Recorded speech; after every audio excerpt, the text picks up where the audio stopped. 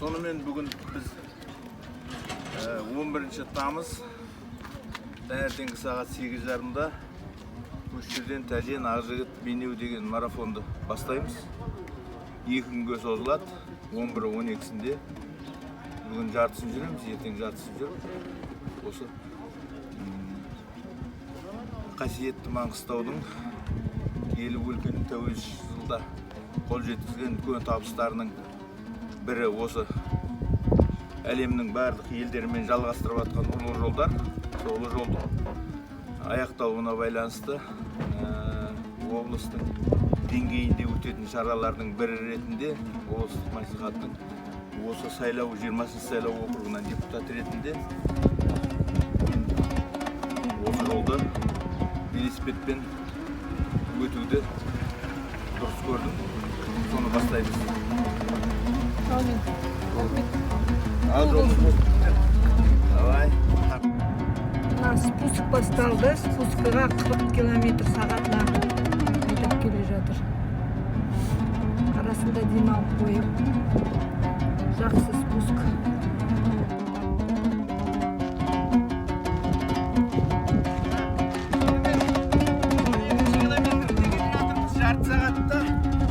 Жарты сағаттан сәл көп уақытта 12 км жүрген. Сағатың қосылған ба?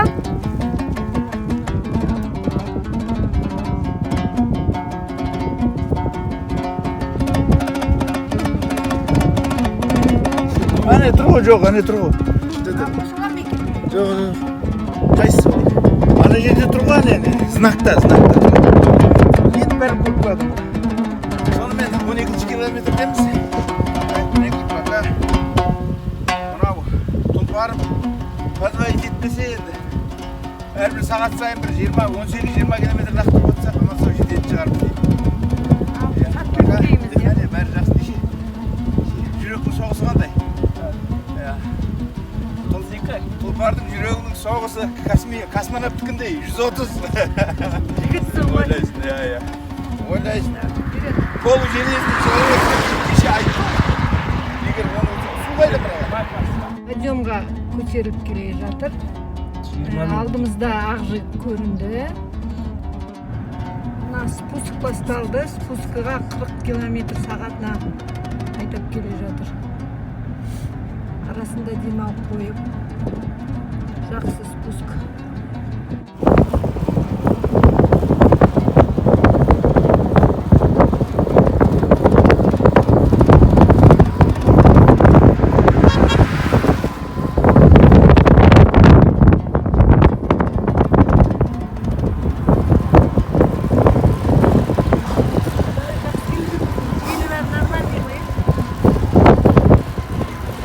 Километр. Қазір айтамыз. 30 километр болды бағана. 30 километр. Сағат дейін 13 болды. Так, сонымен біздер Ақжігітке жақындап қалдық. Мына оң жағымыздағы шошақ мола. Жауының екеу баласы Есекеймен жолайдай қиналған кезде ішінен 40 малтақпен қыр жігіт жерлерін шықты қалаулай дейтін атақты Ақжігіт, зайырлы Ақжігіт байдың моласы. Қазір соған бұрыламыз. Жаңбырбайға бір ескерту, мына жерде знак та жоқ, ештеңе жоқ. Қайда? Белгі қою керек. Жаңағы менің сүгіргі әкемнің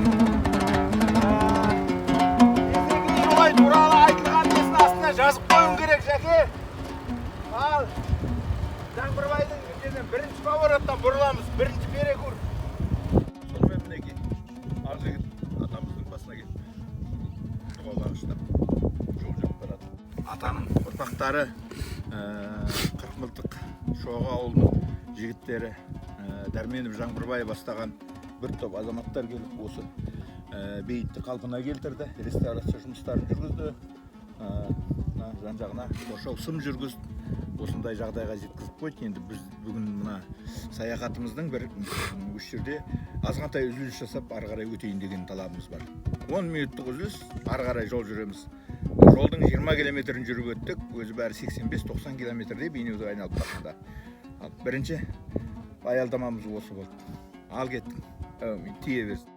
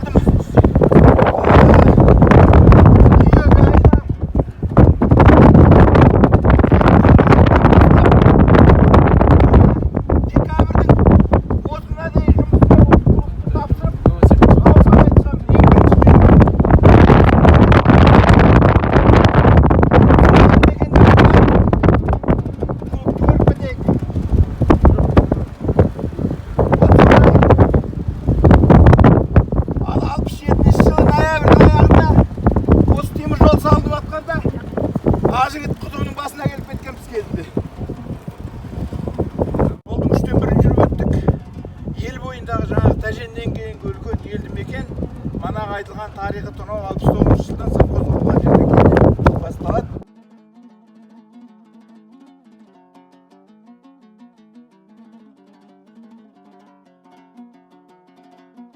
Ақжігіт екіге бөлінеді.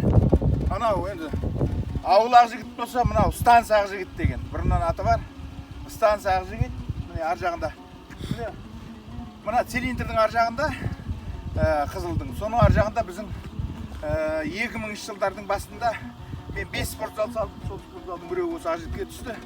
Ақжігіттен бітіріп осы темір жол мектебіне салынды. Ауданның қаражатынан 5 спорт залдың біреуі осы жерде салынды. Сонысымен жақын.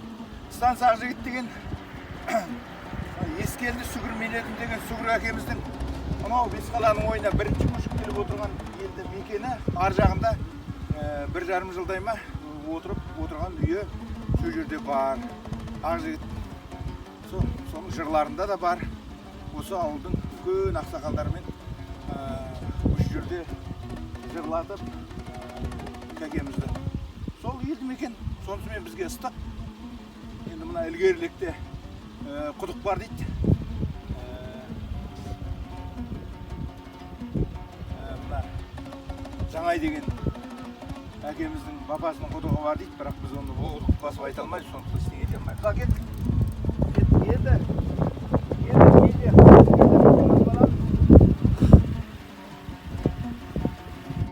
жарты деңгейінен өттік. Жолдың бойындағы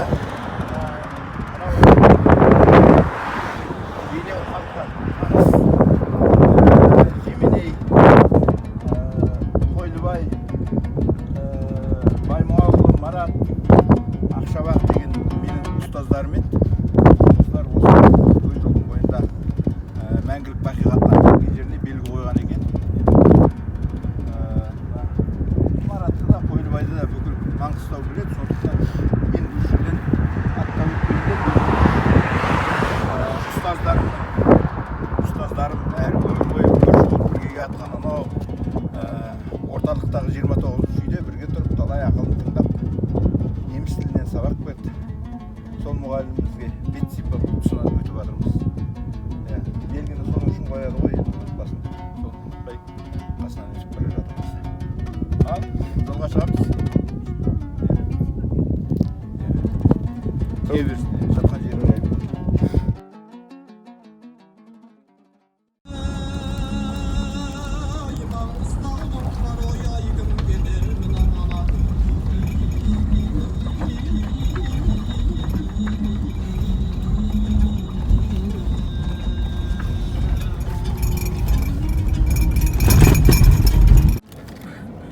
Жер емес, апокалипсис дейді ғой бұл. Апокалипсис. Терезені ашуға қорқып тұрмыз.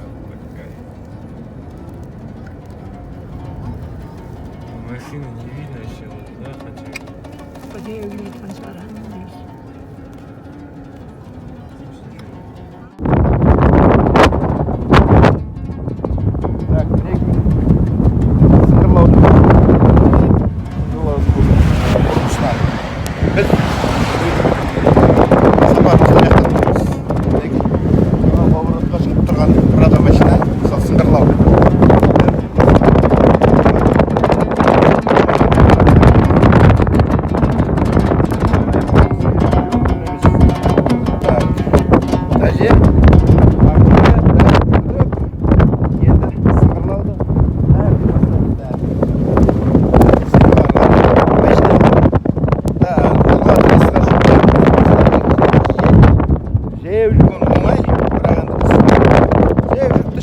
Бірақ не дегенмен 2 күндер қой ертең таңертең Сыңғырлау мектебінің алдынан бастап қайтадан жалғастырамыз. Бүгінгі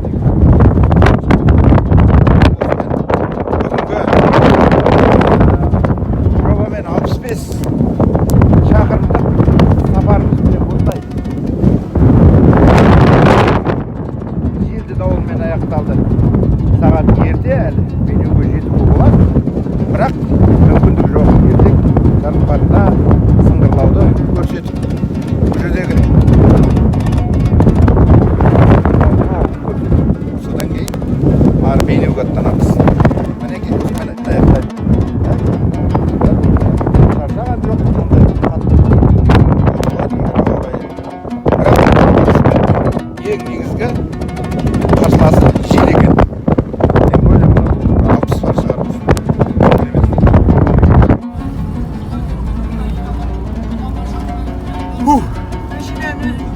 машинаға жүргізіп береді. Иә, машина.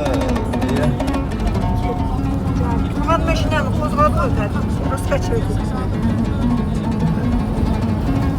Табиғаттың осы арты жаңбырға ұласып ертең әдемі болса, таңертең сыңғырлаудың мектебінен бастаймыз ғой. Сыңғырлауда тоқтаттық, жерге байланысты.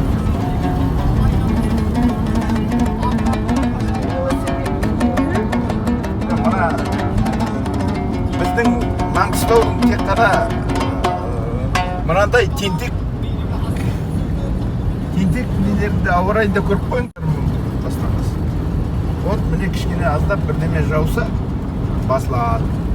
Стричкалар көрінбейді. Сонымен кешегі бастаған марафонымызды аяқтайын деп тұрмыз. Кеше ауа райының қолайсыздығына байланысты қатты желден айдай алмай осы сыңғырлаудың іргесінен ана перезден аяқтадық.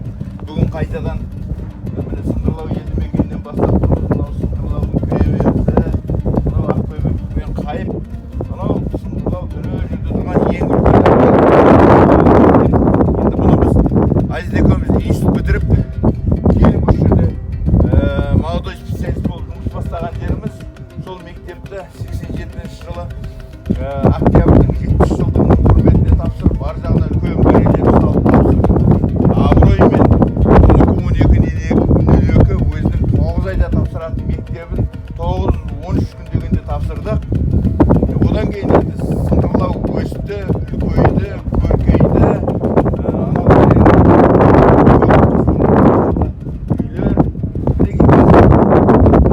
Тағы да бір Алланың үйі салынып жатыр бұл жерде.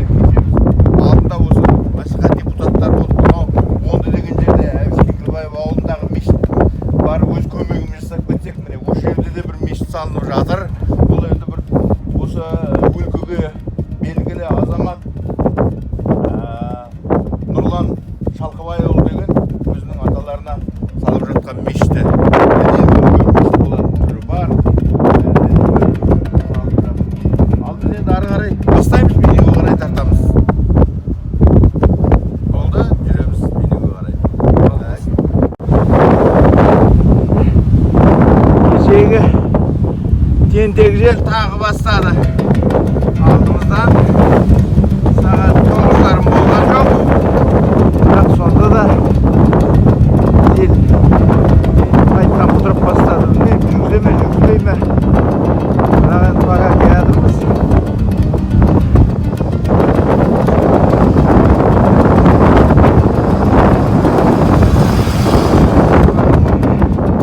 Содан жақ шаң көтерілді.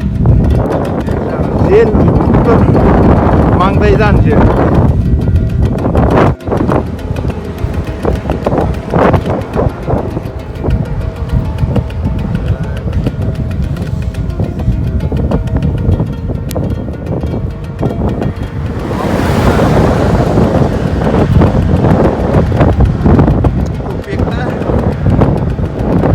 Көкпекке барсақ ары қарай 10 километрдей қалады бұрын.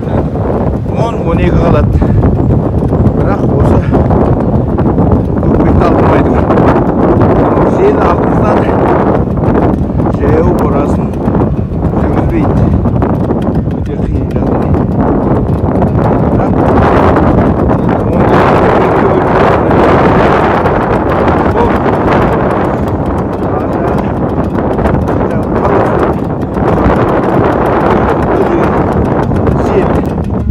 кешеден бері құтқармадық енді. Табиғатпен жағаласып келатырмыз. Болса да міне мынау процесі.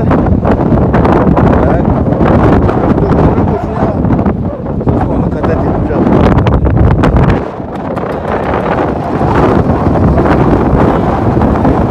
Симан келесі бетінде міне грейдер тегістеп жүр. Жұмыстың бәрі обочине жасалып жатыр. Так, міне бейнеу іргесіндегі мынау завод. Мінекей, бұл да біздің ең басында осы Атырау Бейнеу жолын 100% түріктер салса, Бейнеу Жетібай жолын жартылай түріктер салса, міне бүгін Қазақстанның өзінің жол жөндеу, BI Group, тағы да сондай корпорациялар ішінде осындай үлкен алаңдарын ашып, бірінші завод, так, мынау екінші завод, мынау үшінші завод. Мына асфальт бітті мінекей. Мінекей жолақты түріктердің асфальтынан ештеңесі кем емес. Міне мынау артынан келатқан машина.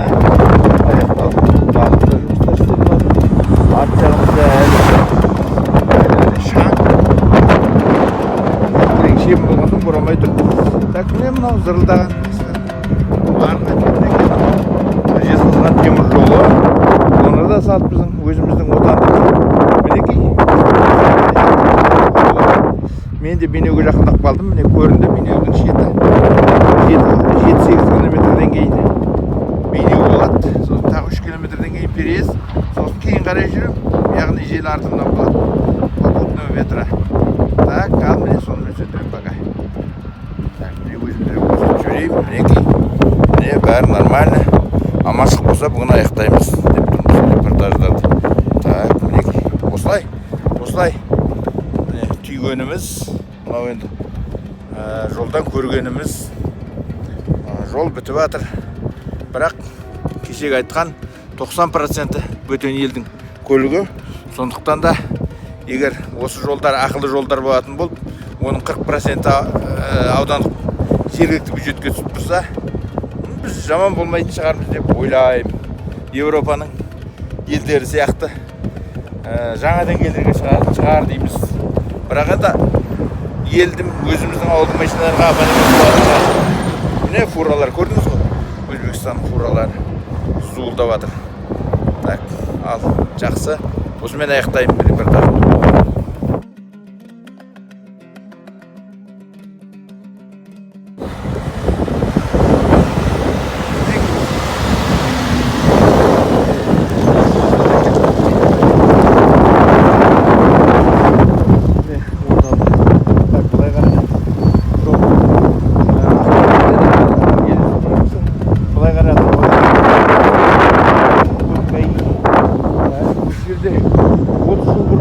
Мына бір жерде бір жаңғыз түйір запарақ бар еді, Гүларшаның орнында. Гүларша деген кім екен өзі? Бір белгілі адам екен болса. Дәл осының орнында Әмірғали деген ағамызбен жайықпай бірінші запарақ қойшқанда жүріп ойлап еді. Оп, енді запарақ қойшып жасамайды. Қайда өкілі? 10, 20, 30 запарақ бар. Бұл подстанция. Міне орталықтар әкеледі. Міне нан жүгіріп қояды. Балдар солда жасап жүрген. Так, мына жақ.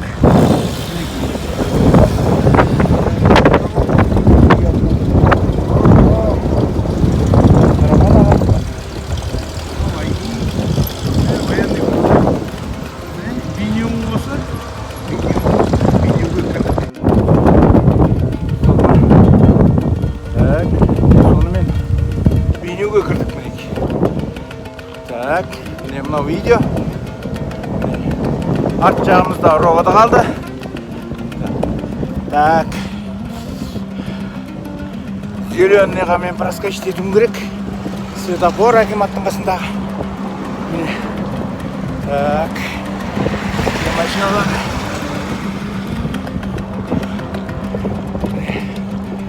Сол жағымызда. Культура.